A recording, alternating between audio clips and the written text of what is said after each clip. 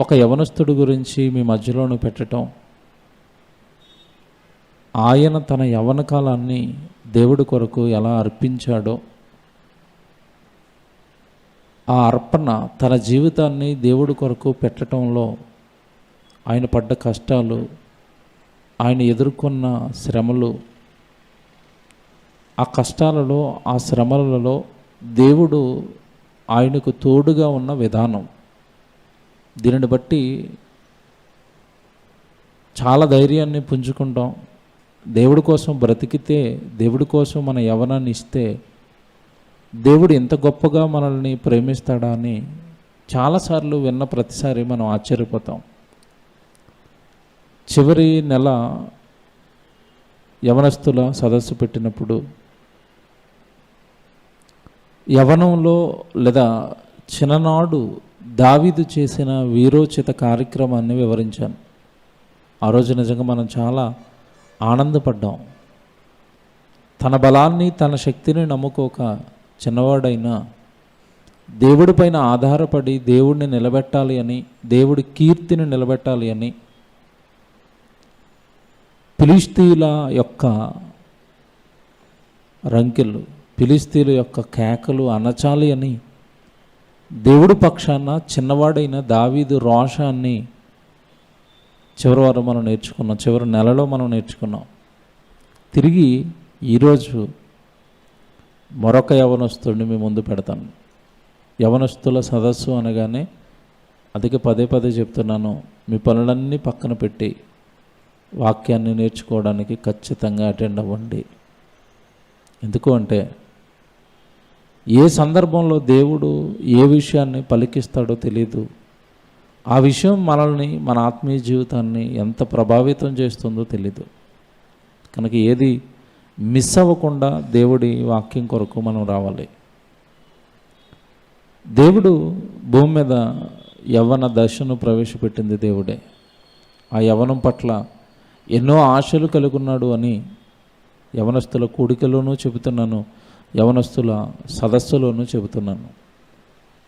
కరిగిపోతుందండి, బలం కరిగిపోతున్నప్పుడు మనకి భయం వేస్తూ ఉంటుంది. 35 సంవత్సరాలు రాగానే తెల్ల వెంట్రుకలు స్టార్ట్ అవుతాయి, కాస్త నీరసంగా ఉంటుంది, అవయవాలలో ఏదో తెలియని మార్పులు అనేవి వచ్చేస్తాయి. అప్పుడున్నంత ఓపిక ఉండదు, అప్పుడున్నంత శక్తి ఉండదు, అప్పుడున్నంత బలం ఉండదు. ఏదో తెలియని అలసడి మన శరీరంలో ప్రారంభమవుతుంది. కారణం ఏంటంటే నీ శరీరపు బలం అనేది తగ్గిపోయే కాలం ప్రారంభమైంది. యవ్వన ఛాయలు నిన్ను విడిచి వెళ్ళిపోయే రోజులు ప్రారంభమయ్యాయి. అప్పుడు గుండెల్లో ఒక భయం రావాలి. ఏంట భయం అంటే, నా యవ్వనం లోకానికి, నా కుటుంబానికి, నా అవసరతలకు ఖర్చు అయిపోయింది, నా బలమంతా. శరీరంలో అనారోగ్య పరిస్థితులు ఎంటర్ అయిపోతున్నప్పుడు అసలు నేను నా జీవితాన్ని, నా బలాన్ని, నా శక్తిని, నా తెలివిని, నా ఆలోచనను దేవుడి కొరకు ఎంతవరకు ఖర్చు పెట్టాను, నా కోసం నేను ఎంత ఖర్చు పెట్టేసుకున్నాను. యవ్వనమంతా ఇలా కరిగిపోతే, బలమంతా ఇలా కరిగిపోతే దేవుడు నన్ను ప్రశ్నిస్తే మరణం తర్వాత కరగబెట్టేసిన ఈ కాలం విలువ, కరగబెట్టిన ఈ శరీరపు శక్తి విలువ ఎరుగక దేవుడు ముందు దోషిగా నిలబడితే దేవుడితో ఏం చెబుతాం మీరు ఆలోచించండి. ప్రసంగం వింటున్నప్పుడు భయం వేయాలి. ప్రసంగం వింటున్నప్పుడు దేవుడి కోసం ఏదో ఒకటి బలంగా చేయాలన్న నిర్ణయాన్ని తీసుకుని ఇక్కడి నుంచి మనం వెళ్ళాలి. ఎప్పుడు కూడా దేవుడు ప్రసంగాలు చెప్పించేది అందుకే. యవనుల నుండి దేవుడు ఏం కోరుకుంటున్నాడు అంటే, ఒక మాట దానియేలు గ్రంథంలో మీరు చూడండి, 12వ అధ్యాయము దానియేలు గ్రంథం 3వ వచనం జాగ్రత్తగా చూడండి. దానియేలు గ్రంథం 12వ అధ్యాయము 3వ వచనం జాగ్రత్తగా చదువుకుందాం. బుద్ధిమంతులైతే అన్నాడు చూడండి. బుద్ధిమంతులు అనగానే ఎవరు బైబిల్ ప్రకారం? అసలు బుద్ధి మనిషికి ఎక్కడ దొరుకుతుంది? బుద్ధిమంతులు అనగానే లోకం చెప్పిన వాళ్ళు బుద్ధిమంతులు వేరండి. లోకం ఏం చెప్పిందంటే మంచిగా చదువుకునేవాడు బుద్ధిమంతుడు, అంతేనా? బుద్ధిమంతులు అంటే లోకం ఏం చెప్తుంది? బాగా చదువుకునేవాడు బుద్ధిమంతుడు, మంచి ఉద్యోగాన్ని సంపాదించినవాడు బుద్ధిమంతుడు, బాగా డబ్బులు సంపాదించేవాడు బుద్ధిమంతుడు. దేవుడి ప్రకారం వాళ్ళు కాదు బుద్ధిమంతులు. దేవుడి వాక్యాన్ని లోకంతో కలపకూడదు. బుద్ధిమంతులైతే అన్నాడు. ఎవరండి బుద్ధిమంతులు?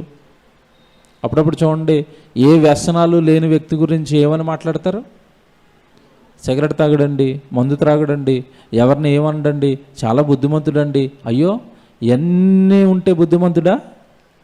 సిగరెట్ తాగకుండా, మందు తాగకుండా, ఎవరిని ఏమనకుండా, మంచిదే, మంచి పనులే అవి. అవేమీ లేవు, చెడు అలవాట్లు ఏమీ లేవు. అలాగే దేవుడు లేడు, దేవుడు పని లేదు, బుద్ధిమంతుడా? బుద్ధిమంతులు అంటే ఎవరు? బుద్ధిమంతుడు అని బైబిల్ ఎవరిని అంటుంది? బుద్ధి ఎక్కడ దొరుకుతుందని బైబిల్ చెప్పింది. ఒకసారి ఆ వచనం చూస్తారా? కొలసీలకు రాసిన పత్రిక. పౌలు గారు చెప్తున్నారు కదండి, ఎవరిని బుద్ధిమంతులు అంటున్నాడు పౌలు గారు? కొలసీ పత్రిక కదా, 2వ అధ్యాయము 3వ వచనం. కొలసీలకు రాసిన పత్రిక 2వ అధ్యాయము 3వ వచనం. Bible answer to the Bible. బైబిలులో నీకు ప్రశ్న తలెత్తితే బైబిల్ నుండే సమాధానం వెతుక్కోవాలి. అది దైవజ్ఞానం అవుతుంది. ఎవరండి బుద్ధిమంతులు? 2వ అధ్యాయం 3వ వచనంలో, బుద్ధి జ్ఞానముల సర్వ సంపదలు ఆయన యందే గుప్తములయ్యున్నవి. ఎవరి యందు? క్రీస్తునందు, దేవుని యందు కదండి. బుద్ధి జ్ఞానముల సర్వ సంపదలు ఆయన యందు గుప్తములై ఉన్నవి. దేవుని యందు దాచపడ్డాయి. గుప్తము అనగానే దేవుని యందు దాచపడింది బుద్ధి. దేవుణ్ణి అడిగితే నీకు చెబుతాడు వాక్యం ద్వారా. బుద్ధి జ్ఞానము అంటే బుద్ధిమంతులైతే అనగానే అర్థం ఏంటంటే వాక్యము వచ్చిన వారైతే, వాక్యము నేర్చుకున్నవారైతే. బుద్ధిమంతుడు అనగానే వాక్యం వచ్చినవాడు బుద్ధిమంతుడు. ఎందుకు వాక్యం వచ్చినవాడే బుద్ధిమంతుడు అంటే, వాక్యం వచ్చిన వాడికే పరలోకంలో ఒక దేవుడు నిన్ను కన్నాడన్న సంగతి అర్థమవుతుంది. వాక్యం వచ్చిన వాడికే ఈ సృష్టి అంతా ఒక ఆయన కలగజేసి దీనిని నడిపిస్తున్నాడు అన్న సంగతి అర్థమవుతుంది. బుద్ధిమంతుడికే తాను ఎందుకు పుట్టాడో అర్థమవుతుంది. బుద్ధిమంతుడికే తాను ఎందుకు బ్రతకాలో అర్థమవుతుంది. బుద్ధిమంతుడికే మరణం తర్వాత ఏం జరుగుతుందో అర్థమవుతుంది. ఆ మరణం తర్వాత రాబోయే శిక్షను తప్పించుకోవడానికి భూమి మీద తన జీవితాన్ని వాక్య ప్రకారం ఎవరైతే చక్కబెట్టుకుంటున్నారో వాళ్ళు బుద్ధిమంతులు బైబిల్ ప్రకారం. ఇప్పుడు దానియేలు గ్రంథానికి రండి, 12వ అధ్యాయము 3వ వచనానికి వస్తే, బుద్ధిమంతులైతే, నిజంగా వాక్యం నేర్చుకున్న వాళ్ళైతే, దైవ జ్ఞానాన్ని సంపాదించిన వాడైతే ఎంత పంచు ఉండదు. బుద్ధిమంతులైతే ఆకాశ మండలములోని జ్యోతులను పోలిన వారై. ఈ బుద్ధిమంతులను ఎలా పోలుస్తున్నాడు? దేనితో పోలుస్తున్నాడు? ఆకాశ మండలములోని జ్యోతులను పోలినవారు. ఏమండి, ఈ వాక్యం సంపాదించిన వాళ్ళను, జ్ఞానం సంపాదించిన వాళ్ళను ఆకాశంలోని జ్యోతులతో ఎందుకు పోల్చాడు మీరు చెప్పండి? నక్షత్రాలు ఏం చేస్తూ ఉంటాయి? ఎప్పుడు వెలుగుతున్నాయి, దారి చూపిస్తున్నాయి, చీకట్లో తన కాంతిని వెదజల్లుతున్నాయి. నిజంగా బుద్ధిమంతుడు అనగానే వాక్యం వచ్చిన వాడి జీవితం అనేక మందికి దారి చూపిస్తుంది. దేవుడిలో మార్గం వేస్తుంది. చీకట్లో పాపంలో బ్రతుకుతున్న వ్యక్తికి, అనే నువ్వు తప్పు చేస్తున్నావు, అనే తమ్ముడు నువ్వు తప్పు చేస్తున్నావు, ఇది కాదు, ఇది దైవ మార్గం అని చీకట్లో పాపంలో ఉన్నవాడిని సత్యం వైపు, జ్ఞానం వైపు నడిపించేవాడు బుద్ధిమంతుడు. ఆకాశంలో ఉన్న నక్షత్రాన్ని పోలినవాడు. ఇక్కడ జాగ్రత్తగా వినాలి మీరు. ఈ బుద్ధిమంతులు ఆకాశంలో ఉన్న నక్షత్రంతో దేవుడు పోల్చి వీళ్ళు ఏం చెయ్యాలో కూడా చెప్తున్నాడు వెంటనే అక్కడ. వీళ్ళు ఆకాశ మండలములోని జ్యోతులను పోలిన వారై ప్రకాశిస్తారు, నీతి మార్గమును అనుసరించి నడుచుకొనున్నట్లు ఎవరు అనేకులను త్రిప్పుదురో వారు నక్షత్రము వలె నిరంతరము ప్రకాశించెదరు. ఎవరు వెలుగుతారు చెప్పండి? నక్షత్రంలో ఎవరు వెలుగుతారట? దేవుని మార్గమును అనుసరించి తాను నడుస్తూ అనేక మందిని ఆ మార్గం వైపు త్రిప్పేవాళ్ళు. ఎంత పంచండి బైబిల్. మీరు దేవుని వైపు ఎవరిని త్రిప్పుతున్నారు? త్రిప్పటానికి మీరు చేస్తున్న పనులేంటి? వాక్యం చెప్పగలిగే శక్తి ఉంటే వాక్యం చెప్పి త్రిప్పండి. వాక్యం చెప్పే శక్తి లేనప్పుడు మీ కష్టార్జితాన్ని దేవుడి కోసం ఇచ్చి అక్కడ సభ పెట్టి త్రిప్పించండి. వీడియోలు చేసి అనేక మందికి షేర్ చేసి త్రిప్పుతారా? తిప్పండి. దేవుడి పని రకరకాలుగా ఉందండి. ఏ పని ఎత్తుకొని దేవుడి వైపు మీరు ప్రజలని త్రిప్పుతారు? అలా త్రిప్పేవాడు బుద్ధిమంతుడు. అలా త్రిప్పేవాడు దేవుడి లెక్కల్లో వెలుగుతున్న నక్షత్రం. మర్చిపోవద్దు, వెలుగుతున్న నక్షత్రం, ప్రకాశించే నక్షత్రం. ఎప్పుడు దేవుడి ప్రజలను దేవుని వైపు మళ్లించేవాడు వెలుగుతున్న నక్షత్రం. ఆ వెలుగుతున్న నక్షత్రానికే దేవుని తోడు, దేవుడి కృప. ఆరిపోకూడదు. వెలిగి వెలిగి వెలిగి వెలిగి దీపంలో కిరోసిన్ అవగానే ఒకప్పుడు ఆరిపోయేవి దీపాలు. కరెంట్ లేనప్పుడు కిరోసిన్తో దీపాలు వెలిగించేవారు. కిరోసిన్ అవగానే దీపం ఆరిపోయేది. ఈరోజు కరెంటు పోగానే లైట్లు ఆరిపోతున్నాయి. మనమేమైనా ఆరిపోతున్నామా? దేవుళ్ళో త్రిప్పవలసిన మనము, నిలబడవలసిన మనము ఏమైనా జారిపోతున్నామా? దీనికి ఏమంటే రకరకాల కారణాలు ఉంటాయి. ఏవో శోధనలు ఉంటాయి, ఏవో బాధలు ఉంటాయి, ఏవో మన లోక సంబంధమైన ఐహిక విచారాలు ఉంటాయి. ఏదైనా ఏది మనల్ని ఆర్పేంత గొప్పదిగా మన మీద దాడి చేయకుండా మన ఆత్మీయ జీవితాన్ని కాపాడుకోవాలి. ఇలాగా దేవుడి పిల్లలను లేదా దేవుడి మనసెరగని దేవుడి మార్గం తప్పిన వాళ్ళను దేవుడి వైపుకు మళ్లించే వాళ్ళంటే దేవుడికి చాలా ఇష్టం. కొత్త నిబంధనలోకి ఆయన మీకు కనపడతాడు. ఆయన పుట్టుకలోనే, పుట్టక మునుపే ఆయన ఏం పని చేస్తాడో దేవుడు చెప్పేస్తాడు. లూకాసు వార్త 1వ అధ్యాయము 14వ వచనం నుంచి 17వ వచనం వరకు రాసుకుండే. లూకాసు వార్త 1వ అధ్యాయము 14వ వచనం నుంచి 17వ వచనం వరకు జాగ్రత్తగా మీరు చూస్తే ఈ వాక్య భాగాన్ని, ఎవరైనా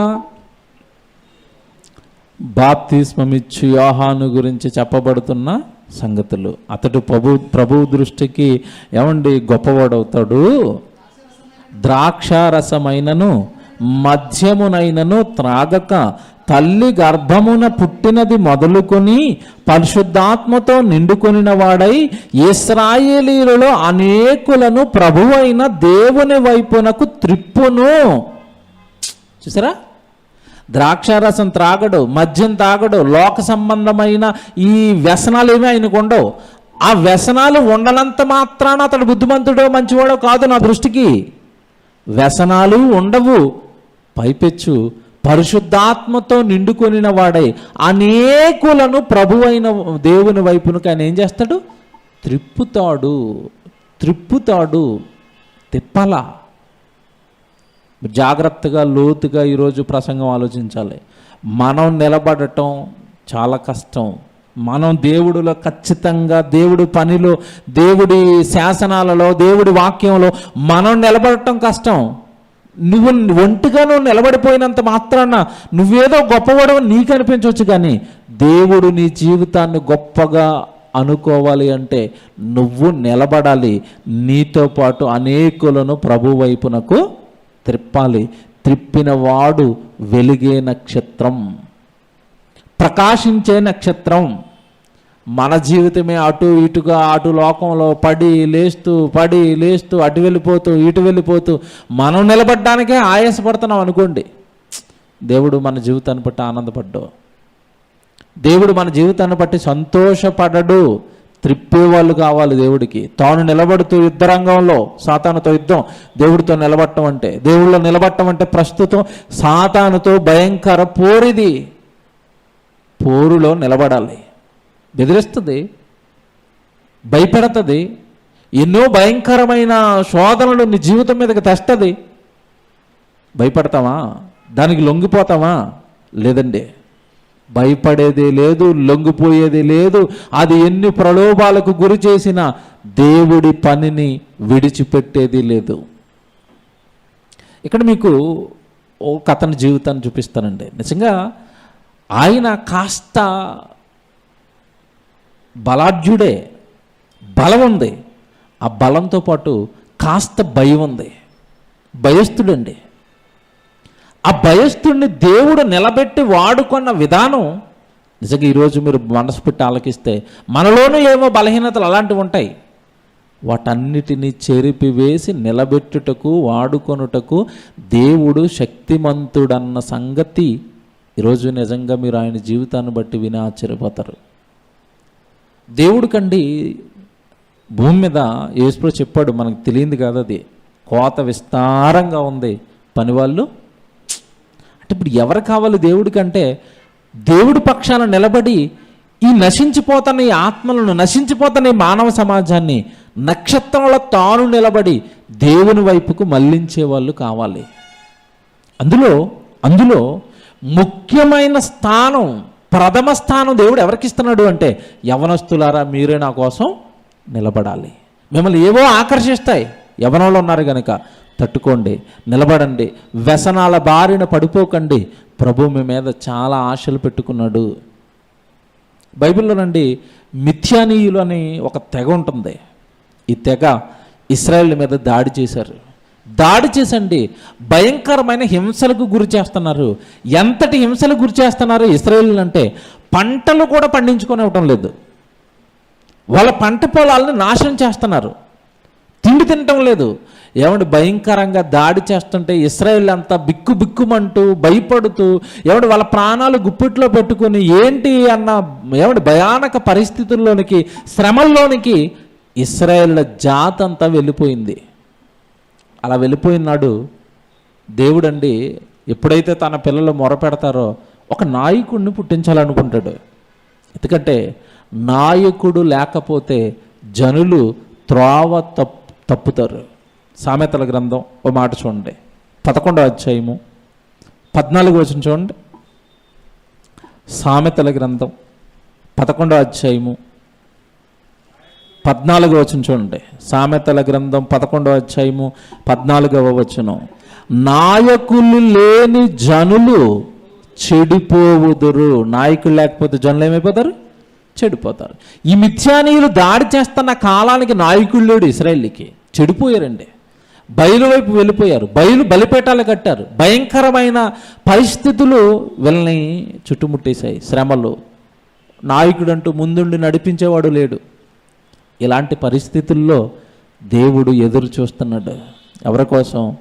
నాయకుడిగా ఎవరిని నిలబెట్టాలి అని ఎదురు చూస్తున్న టైంలో ఒక ఆయన కనపడ్డాడు. ఆయనే గిద్యోను అని బైబిల్లో ఆయన పేరు ఉంటుంది. ఈయన గురించి కొత్త నిబంధనలో 11వ అధ్యాయంలో విశ్వాస వీరుల జాబితాలో ఈయన పేరు ఉంటుంది. తెలుసు కదా గిద్యోను పేరు. 11వ అధ్యాయంలో విశ్వాస వీరుల జాబితా చెప్పినప్పుడు గిద్యోను, బారాకు అని చెప్తూ ఉంటాడు. వీళ్ళందరూ ఎవరు అంటే న్యాయాధిపతులు, ఒకప్పుడు నాయకులుగా దేవుడి పక్షాన నిలబడిన బలాఢ్యులు. ముఖ్యంగా మీరు ఈరోజు పట్టించుకోవాల్సింది ఏంటంటే వాళ్ళ విషయంలో వాళ్ళు యవ్వనస్తులు. యుద్ధం చేయాలంటే ఎవరు చేస్తారు? ముసలాళ్ళని పట్టుకొచ్చి అయ్యా యుద్ధం చేయాలంటే కత్తే నిలబడదు చేతిలో, అంతే కదండి. యుద్ధం చేయాలంటే ఎవరు కావాలి? యవ్వనస్తులు కావాలి. ఈరోజు దేవుడు పని చేయాలంటే ఎవరు చేయాలి? మీరే. ఏమంటే ఒక 50-60 సంవత్సరాలు వచ్చిన ఆయనకి దేవుడు పని చేయడంటే ఏ పని చేస్తాడు చెప్పండి? మీకులాగా ఏమైనా సిస్టమ్ ముందు కూర్చొని గంటల తరబడి ఎడిటింగ్ చేయగలడా? ఒక చోట కరపత్రాలు పట్టుకెళ్ళి మా దగ్గర సభ జరుగుతుంది మీటింగ్ రండి అని తిరిగి కరపత్రాలు పంచగలడా? వేదిక దగ్గరకు వచ్చి ఏమైనా కుర్చీలు వేయగలడా? స్టేజ్ వేయగలడా? అసలు ఎవరికైనా గట్టిగా నిలబడి ఒక గంట సేపు వాక్యం చెప్పగలడా? ఏం చెప్తాడు చెప్పండి? ఆ రోజు కానీ ఈ రోజు కానీ దేవుడి పని చేయాలి అంటే ఎవరు కావాలి దేవుడికి అంటే ఖచ్చితంగా యవ్వనస్తులే కావాలి. ఇలాంటి పరిస్థితుల్లో మిథ్యానీయుల దాడికి గురైపోయిన ఈ పరిస్థితుల్లో దేవుడు వెతకగా దొరికిన వాడండి గిద్యోను. కానీ ఈ గిద్యోనుతో దేవుడికి ఒక ప్రాబ్లం ఉంది. ఏంటా ప్రాబ్లం అంటే బలాఢ్యుడే కానీ నిలువెల్లా భయం అండి. ఒట్టి పిరుకోడు. నిలబెట్టాలనుకుంటున్నాడు. నిలబెట్టడానికి దేవుడు చేస్తున్న ప్రయత్నాలు ఇప్పుడు మీకు చూపిస్తాను. న్యాయాధిపతుల గ్రంథం 6వ అధ్యాయానికి రండి. సౌండ్ తగ్గిపోయింది. న్యాయాధిపతుల గ్రంథం 6వ అధ్యాయము 7వ వచనం ఒకసారి చూద్దాం. న్యాయాధిపతుల గ్రంథం 6వ అధ్యాయము 7వ వచనం జాగ్రత్తగా చూద్దాం. మిథ్యానీయుల వలన బాధను పట్టి ఇశ్రాయేలీలు యెహోవాకు మొర్రపెట్టగా ఒక ప్రవక్తని ఇశ్రాయేల్ యొద్దకు పంపించి ఆ ప్రవక్తతో ఏం చెప్తాడంటే, ఇదిగో దేవుడు మీకు చాలా మంచి మంచి మాటలు చెప్పాడు, అయినా మీరు ఆ మాటలు పట్టించుకోలేదు కనుక దేవుడు మిమ్మల్ని ఈ హింసల పాలు చేస్తున్నాడు, ఈ బాధల పాలు చేస్తున్నాడు. మీరు మారండి, మీరు మారి దేవుని మాట వినండి, అప్పుడు దేవుడు మిమ్మల్ని సరైన మార్గంలో ఉంచుతాడు అని చక్కగా దేవుడు చెప్పించాడు. అప్పటికి వీళ్ళ పరిస్థితి ఏంటంటే 10వ వచనంలో మీరు చూస్తే 10వ వచనం అండి, మీరు అమోరీయుల దేశమున నివసించుచున్నారు, వారి దేవతలకు భయపడకుడి అని మీతో చెప్పి తిని కానీ మీరు నా మాట వినలేదు. మీరు ఆ దేవతల వైపు వెళ్ళొద్దు, ఆ భయంకరమైన వ్యసనాల వైపు మీరు చూడొద్దు, ఆ విగ్రహారాధన వైపు మీరు చూడొద్దు అని నేను మీతో చెప్పాను, కానీ మీరు దానిని వినలేదు.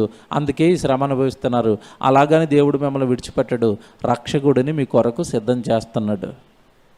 ఎవరా రక్షకుడు అంటే గిద్యోను. 11వ వచనంలో ఇతను ఏం చేస్తున్నాడు చూడండి. గిద్యోను ఏం చేస్తున్నాడు చూడండి. 11వ వచనంలో, యెహోవా దూత వచ్చి అబీయజ్రీయుడైన యోవాషునకు కలిగిన వఫ్రాలోని మస్తకి వృక్షము కింద కూర్చుండెను. యోవాషు కుమారుడైన గిద్యోను మిద్యానీయులకు మరుగైయుండునట్లు గానుగ చాటున గోధుమలను దొల్లగొట్టుచుండగా ఏం చేస్తున్నాడు ఈయన? ఎక్కడ జల్లించుకున్నాడు గోధుమలు? గానుగ చాటున అంటే అర్థం ఏంటి? ఎదురుగా ఎందుకు చేయట్లేదు? నిలువెల్లా భయవండి ఈయనకి, భయస్తుడు. ఇప్పుడు నేను బయట ఏమన్నా ఈ గోధుమలు చల్లాయిస్తున్నాను అనుకోండి, ఎవరైనా మిద్యానీయులు చూశారనుకో నన్ను కొడతారేమో, నన్ను తిడతారేమో, నా పంట అట్టుకుపోతారేమో, ఎందుకు తలపోటని సీక్రెట్గా వెనకాల చేసుకుంటున్నాడు. ఏమండి ఇలాంటి వ్యక్తిని కూడా దేవుడు వాడుకుంటాడా? ఏమండి వాడుకుంటాడు. నిలబెట్టాలి. ఎందుకంటే మనిషిలో నుండి సహజంగా ప్లస్లో ఉంటాయి, మైనస్లో ఉంటాయి, బలాలు ఉంటాయి, బలహీనతలు ఉంటాయి. దేవుడు ఎక్కువగా ఏం చూస్తాడంటే బలాలు మాత్రమే చూస్తాడు, బలహీనతను తన శక్తితో అధిగమించేటట్టుగా చేస్తాడు. మళ్ళీ చెప్తున్నాను, రాసుకోండి ఇది. మనం ఏంటంటే రివర్స్. దేవుడికి ఆయనేమో ప్రతి మనిషిలోనూ బలాలు చూస్తాడు, మనమేమో ప్రతి మనిషిలోనూ ఏం వెతుకుతాం? బలహీనతలు వెతికి ఆ బలహీనత అడిగి చెప్పి వాడిని ఎలా నాశనం చేసేయాలని చూస్తాం. ఇది మన మనసు. దేవుడు అలాంటిది కాదు. బలహీనత చూస్తాడు, బలము చూస్తాడు, వాడి బలాన్ని వాడు గుర్తు చేస్తూ ఉంటాడు, ఆ బలహీనతను తన శక్తితో అధిగమించేటట్టుగా చేస్తాడు. అది దేవుడు అంటే. గిద్యోను వాడుకోవాలని డిసైడ్ అయిపోయాడు. ఎందుకంటే గిద్యోను బలాఢ్యుడు. మీరు కిందకి చూస్తే ఆ పదం ఎక్కడైనా ఎక్కడో ఉంటుంది. యెహోవా దూత 12వ వచనం అండి, 12వ వచనం చూడండి. యెహోవా దూత అతనికి కనపడి పరాక్రమము గల బలాఢ్యుడా అంటే ఇప్పుడు అతను ఎవరు? బలాఢ్యుడు, యవనస్తుడు, కానీ వాడుకోవటం రాదు. పిరుగోడి కింద వెనకాల గోధుమలు జల్లించుకుంటున్నాడు. చూసారా? మనకేవో బలాలు ఉంటాయి, మనకేవో చక్కటి నైపుణ్యం ఉంటుంది, మనకేవో టాలెంట్స్ ఉంటాయి, దాన్ని ఎలా వాడుకోవాలో మనకు తెలీదు. దేవుడికి మీ జీవితాన్ని పెడితే, దేవుడి ముందు తెరచిన పుస్తకంలో మీ ప్రవర్తన, మీ జీవితాన్ని దేవుడికి అప్పగించేస్తే, మీలో ఏముందో దేవుడు కనుక్కొని దాన్ని బయటకు తీసి దాన్ని ఉన్నతమైన శిఖరంలో మీ బలాన్ని పెట్టి మిమ్మల్ని వాడుకుంటాడు. కానీ మనం ఏంటంటే అసలు ఇవ్వం. జీవితాన్ని దేవుడికి మనుషులు ఎవ్వరు కాలిక్యులేషన్స్ వేసుకుని నిలబడిపోతారు అంతే. నేను ఇక్కడ వరకే, పూర్తిగా ఇవ్వను నేను. ఇంకేం వాడుకుంటాడు? బలాఢ్యుడు, పరాక్రమశాలి బలాఢ్యుడైన ఇతడు గోధుమలు చాటును చల్లించుకుంటున్నాడు. ఏంటి ఇంత సూపర్ మ్యాన్ పవర్ ఉండి, బలం ఉండి ఇలాగ అయిపోయేటి కొడుకు ఇతను వాడుకోవాలి డిసైడ్ అయ్యాడు. కాకపోతే ఒట్టి భయస్తుడండి పిరుకోడు. ఇప్పుడు ఇక్కడ దూత వచ్చిందండి, చెప్పుకుంటూ వెళ్తాను, జాగ్రత్తగా వినండి. చాలా ఎన్నో అధ్యాయం ఇది? 6వ అధ్యాయం కదా, ఇతని చరిత్ర 6, 7, 8, 9, 9కి చివరిలోనో ఎక్కడ ముగిసిపోద్దండి, 8కి చివరిలో ముగిసిపోతుంది. అంటే ఇప్పుడు సుమారుగా మిమ్మల్ని 3 అధ్యాయాలు చదివించాలి, అవదు. అసలే ఆకలి టైం నాకు తెలుసు, ఆకలేస్తుంది కదండి అందరికీ. కరెక్ట్ 1 గంట అయితే బెల్ల కొడుతుంది, దాటేసింది టైము. కానీ ఇతని గురించి చెప్పాలి, మీకు చాలా ఉపయోగం ఇతని జీవితం. ఎలాగో బిర్యానీ రావడానికి లేట్ అవుతుందండి, అది రాగానే మాకు బెల్ల కొడతారు, అది బెల్ల కొట్టంగానే నేను ఆపేస్తాను ప్రసంగం. అది వచ్చేంతవరకు మీరు వింటమే. ఎలాగో వచ్చింది 11 గంటలకే కాబట్టి కాస్త మార్నింగ్ బ్రేక్ఫాస్ట్ చేసి వచ్చి ఉంటారు, కాస్త ఓపికతో. ఏమంటే ఇతని చరిత్ర విందాం, చాలా బాగుంటుందండి నిజంగా.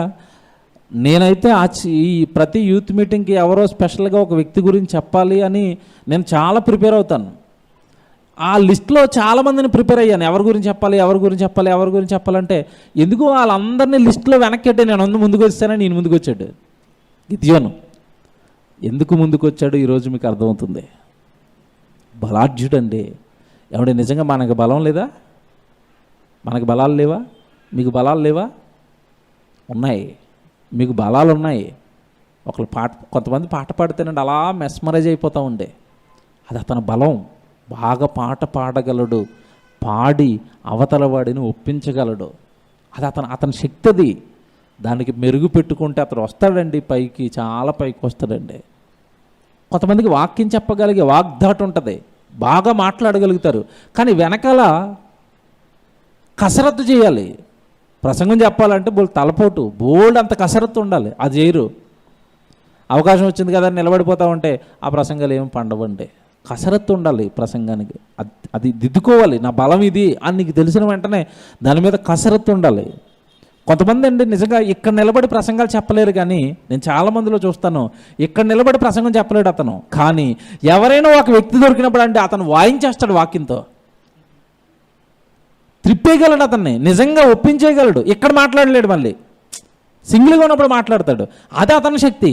ఆ శక్తిని వాడుకుని నువ్వు ప్రజల్ని సెలెక్ట్ చేసుకుని ఎవరి దగ్గరికి వెళ్ళి దేవుడి గురించి తిప్పగలుగుతున్నావు కదండి. ఇవన్నీ మన బలాలు కదా. మీరు చెప్పండి, నేను చెప్తున్నా ప్రాక్టికల్గా మీకు అర్థమవుతాయి.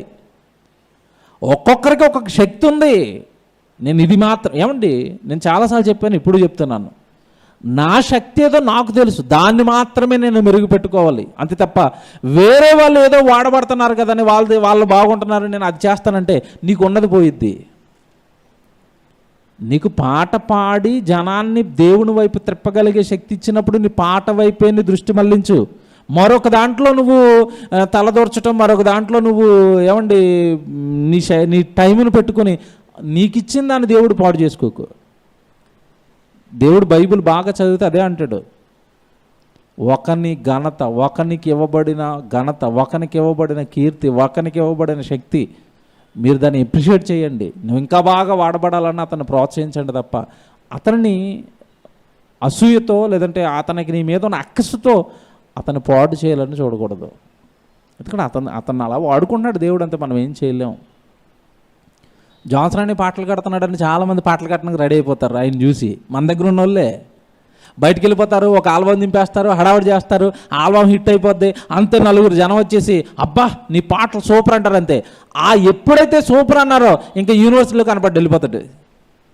జాన్సన్ గారు నన్ను తొక్కేస్తున్నారు, ఇక్కడ బయటికి వెళ్ళిపోయి నన్ను ఆల్బమ్ కట్టేస్తానంటాడు, అంతే. మళ్ళీ కనపడ్డు రెండో ఆల్బమ్కి. ఇంకా ఇది పిచ్చి అనమాట. ఇది మనకేమిచ్చాడో మనం తెలుసుకోకుండా ఇది పిచ్చి. వాళ్ళని చూసి వీళ్ళని చూసి వాళ్ళకి పేరు వస్తుంది, వీళ్ళకి పేరు వస్తుంది, నేను చేసేస్తాను. ఇది అవదండి. ఇది కొద్ది కాలం, అంటే దీనికి ఎలా ఉంటుందంటే తెలియదు, అనుభవం లేదు కదండి. కొద్ది కాలం బాగుంటుంది, చప్పట్లు నువ్వు సూపర్ అంటారు, కానీ ఇది ఎక్కువ కాలం నిలబడదు. కారణం ఏంటంటే మనకి దేవుడు ఏమి ఇచ్చాడో మనం చూసుకోకుండా ఎవరినో బట్టి ప్రేరేపింపబడ్డాం, అది నిలబడదు. మళ్ళీ నీకు దేవుడు ఏమి ఇచ్చాడు, నీకుదేంటో నీకు తెలుసు. ఇక్కడ గిద్యోనుకు తన బలం ఉంది, బలాఢ్యుడు, పరాక్రమశాలి, కానీ దాన్ని వాడుకోవటం రావట్లేదు, భయస్తుడు. దేవుడు దాన్ని వెలుగులోనికి తేవాలనుకున్నాడు. అక్కడికి వచ్చాడు, దూత కబురు పంపించాడు, నాయనా గిద్యోను, నిన్ను ఇశ్రాయేలును రక్షించడానికి రక్షకుడిగా నిలబెడుతున్నాను అన్నాడు. ఈయన అంటున్నాడు, ఈయనలోనండి కొంచెం బలహీనత ఇంకోటి ఉంది. ఎప్పుడైతే భయం ఉంటుందో భయస్థులు ప్రతిదాన్ని నమ్మరు. భయస్థులకి మొదట ఉండే ప్రాబ్లం ఏంటంటే ఏది చెప్పినా నమ్మరాళ్ళు, భయంతో ఉంటారు కదా, ఇది నమ్మితే ఏమైపోద్దో, ఇది చేస్తే ఏమైపోద్దో, కాస్త వెనకడుగు కింద ఉంటారు. దూత వచ్చి డైరెక్ట్గా నిన్ను ఇశ్రాయేలును నడిపించడానికి నాయకుడిగా పుడుతున్నానంటే ఈయన అంటున్నాడు, నిజంగా దేవుడు అనే ఆయన మా పక్షాన ఉంటే, మా పితరులకు చేసిన అద్భుతాలన్నీ మేము విన్నాము, అవన్నీ దేవుడు మా పితరులతో మాకు చెప్పించాడు. నిజంగా ఒకవేళ దేవుడు మమ్మల్ని రక్షించాలనుకుంటే ఈ మిద్యానీయులు ఎందుకు మమ్మల్ని ఇంతలా చెత్తకొట్టేస్తున్నారు అంటాడు.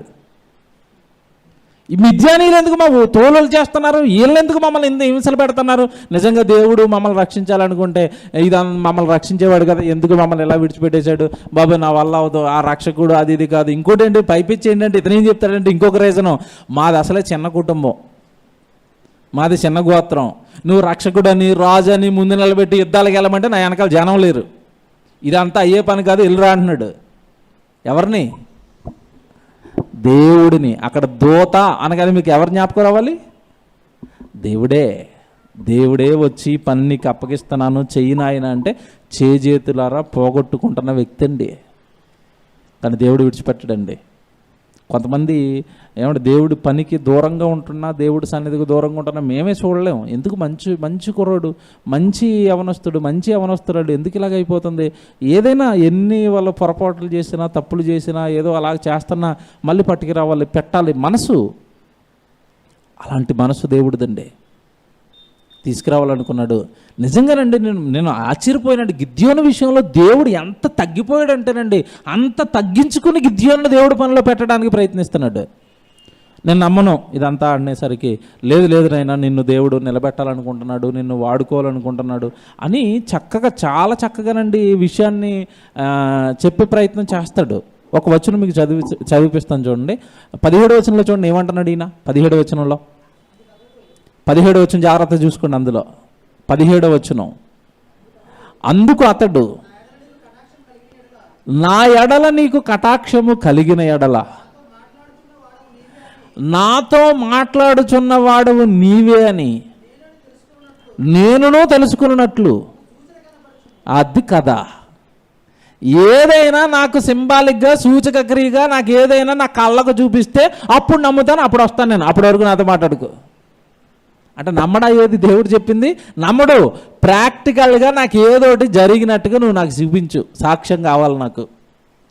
నాతో మాట్లాడుతున్నది నువ్వేనని, నన్ను వాడుకోవడానికి ముందుకు వస్తున్నది నువ్వేనని నాకు ఒక సాక్ష్యం నువ్వు ఇస్తే అప్పుడు నేను నిన్ను నమ్ముతాను. దేవుణ్ణి సాక్ష్యం అడుగుతున్న వ్యక్తి అండి ఇతను.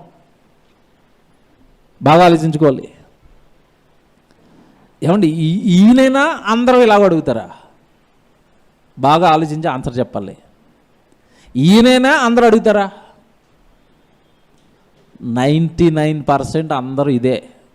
దేవుడు పని చేయమంటున్నాడు అనేసరికి దేవుడు నన్ను వాడుకుంటున్నాడా, దేవుడు నన్ను నిలబెడుతున్నాడా, ఏమో పెద్దగా నమ్మకం లేదు.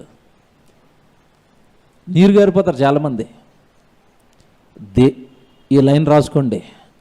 దేవుడి సంఘంలో చిన్న పని నీకు దొరికింది అంటే దేవుడు నిన్ను నమ్మాడు, వాడుకోవడానికి సిద్ధం చేస్తున్నాడు. రాసుకోండి. దేవుడి సంఘంలో చిన్న పని నీకు ఇచ్చాడు అంటే దేవుడు ఖచ్చితంగా నిన్ను వాడుకోవడానికి సిద్ధం చేస్తున్నాడు. పట్టుకోండి దాన్ని, ఆ చిన్నదాన్ని పట్టుకోండి. పైకెక్కండి. చిన్నదాన్ని పట్టుకుని ఎక్కేయండి పైకి. సిద్ధం చేశాడు, సిద్ధం చేస్తున్నాడు. మనం ఏంటంటే మనకి ఏదోటి దొరికితే, మాకు ఏదోటి ఇస్తే, మాకు ఏదోటి చూపిస్తే అప్పుడు నమ్ముతాం. తప్పండిది. గిద్యోను దేవుడి విషయంలో బలహీనంగా ఉన్నాడు. పైపెచ్చు బలమున్న భయస్థుడు. సూచక్రియ చూస్తే కానీ నేను నమ్మనన్నాడు. సరే నీకోసం సూచక్రియ చేస్తాను. చేసాడండి. ఇదంతా చదువుకోండి, తర్వాత మీరు. చేశాడు సూచక్రియ. చేసిన తర్వాత అగ్ని వచ్చి అక్కడ ఉన్న రాళ్ళ మీద ఉన్న ఇతను అర్పించిన మాంసాన్ని అంతా దహించేసిన తర్వాత అప్పుడు నమ్ముతాడండి. నేను నిజంగా నువ్వు నన్ను వాడుకోవడానికి నన్ను సిద్ధం చేసావంటే నువ్వు ఇక్కడే ఉండాలి, నేను అర్పణ చేస్తానని ఇంట్లోకి వెళ్తాడు. పట్టుకురా నాయనా అంటాడు. ఇంట్లోంచి మేకపిల్లని రొట్టెల్ని పట్టుకొచ్చాడు. రాయి మీద పెట్టమన్నాడు, రాయి మీద పెట్టాడు. ఏమంటే రాయి కర్రోడు తీసుకుని ఆ బలిపేట ఆ రాయికి తగిలించగానే ఆ రాయి నుండి అగ్గి పుట్టి అతను పెట్టిన అర్పణనంతా కూడా దహించేసింది. అప్పుడు సిట్రైట్ అయిపోయాడు మనోడు. ఎవరు? మొత్తం మీద ఇప్పుడైతే దేవుడు నన్ను వాడుకోవడానికి సిద్ధపడ్డాడు. నా దగ్గరికి వచ్చింది ఎవరిప్పుడు? దేవుడే. నా దగ్గరకు వచ్చింది దేవుడే. రైట్, సిద్ధపడిపోయాడు. రెడీ ప్రభా, ఇక నేను వచ్చేస్తాను మరి పనిలోకి అన్నాడు. రెడీగా ఉండు, ఎప్పుడు ఏ పని చెప్తానో తెలీదు, జాగ్రత్తగా ఉండాలి, ఇక్కడి నుంచి ప్రసంగం జాగ్రత్తగా వినాలి. దేవుడు పనికి నువ్వు ఓకే అయిన తర్వాత దేవుడు ఎప్పుడు డోర్ కొట్టి నీకు ఏ పని ఇస్తాడో తెలీదు. నాకు ముందు చెప్పాలి, వారం రోజుల ముందు చెప్పాలి, 10 రోజుల ముందు చెప్పాలి, నెల ముందు చెప్తే నేను చేస్తాను. ఇవన్నీ నడవు దేవుడి దగ్గర. వన్స్ కమిట్ అయిన తర్వాత దేవుడి కొరకు నువ్వు బ్రతుకుతానని మాట ఇచ్చిన తర్వాత ఏ క్షణాన్న దేవుడు ఏ పనితో డోర్ కొడతాడో తెలీదు. గిద్యోను రెడీయా? రెడీ అన్న తర్వాత ఒక పని చెప్పాడు. ఈ ప్రజలందరికీ నువ్వు నాయకుడిగా నిలబడబోతున్నావన్న సంగతి ఈ ప్రజలందరికీ నేను చెప్పబోతున్నాను. గిద్యోను, నువ్వు ఒక పని చేయాలి. ఏం పని? మీ ఊరి మధ్యలో బయలుకు బలిపీఠం కట్టారు కదా, ఆ బలిపీఠాన్ని నువ్వు కూలగొట్టేయాలన్నాడు. ప్రజలందరూ పూజిస్తున్న బలిపీఠాన్ని కూలగొడితే ప్రజలు ఏం చేస్తారు చెప్పండి?